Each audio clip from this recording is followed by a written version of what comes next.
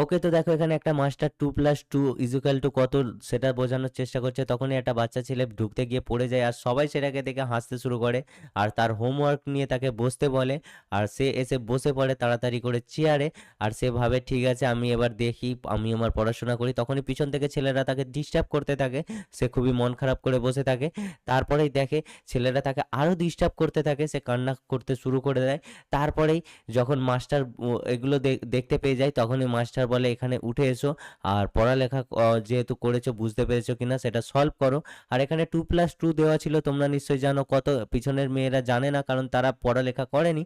আর পিছনের মেয়েরা যেহেতু জানেনি, তাই সামনের ছেলেটা তাকে 4 দেখাচ্ছিল হাতে এঁকে, কিন্তু সে ভেবেছে হাত দেখাচ্ছে ওই হাতটাই হবে, তাই সে বোর্ডে হাত আঁকতে শুরু করে দেয়। আর মাস্টারও শখ আর তার বন্ধুরাও শখ। আর এরপরে তার পিটানি তো ভাই দেখতেই পাচ্ছ, পড়াশোনা না করলে পিটানি তো হবেই। আর চ্যানেলটাকে সাবস্ক্রাইব